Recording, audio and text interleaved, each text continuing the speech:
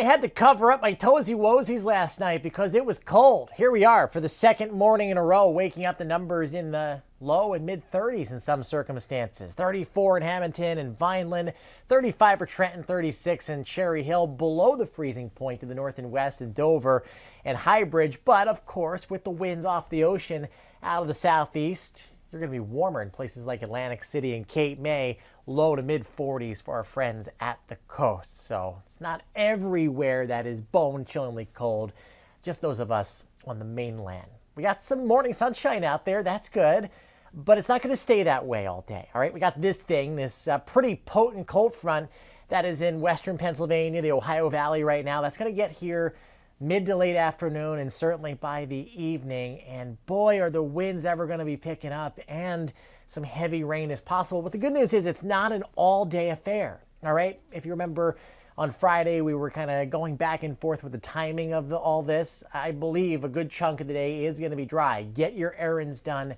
in the morning, because when this starts to progress to the east, you're going to see conditions rapidly go downhill, and the winds are really going to be picking up. Some 40, 45, 50 mile an hour gusts possible. I'll show you that in a second. But we got high pressure, that very same system that kept things really nice yesterday. Bon voyage, got to go see ya.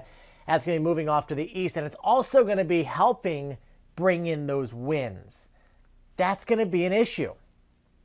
Since we have a new moon, we have another issue to look at. You know, we get sunny day flooding all the time around here. This is going to be no exception. We have a coastal flood advisory up and down the coast from Monmouth County all the way down to Cape May County. Between now and about 10 or 11 o'clock, we're likely going to be seeing some areas of minor tidal flooding. So the normal access roads that usually get closed off, probably going to be closed this morning. But look, we got clear skies out there. Clouds are ultimately going to come in for those 1 o'clock games. We're looking at heavy rain. In fact, this model is going with a line potentially of some thunderstorms by around the dinner hour. That gets out of here, and we rapidly clear things out for your Monday, and we're going to be looking really nice again to kick off your new work and school week. So temperatures across our area are going to be warmer than yesterday, okay? Especially if that sun can hold on until about the lunch hour. That's being maybe a little too optimistic, but hey, we'll try for it. 64 in Hamilton, 66 for Mays Landing, 65 in Millville, 64 in Woodland Township, and 64 in Toms River. The farther north we go, it'll be a little bit cooler. 60 in Edison, 58 for the Big Apple, 54 in Sussex. And look, I've added in the wintry mix icon because I do believe that it's going to be cold enough tonight for some ice or snow or sleet mixing in with the rain. Right now, it's a little bit on the breezy side. Sure, gust 20, 25 miles an hour.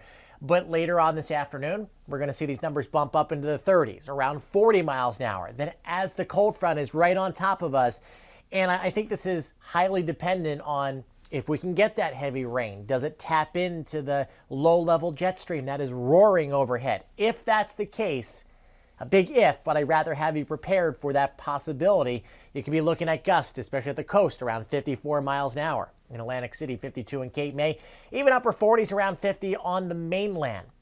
Now, don't forget, we just got done seeing 3 inches of rain the other day.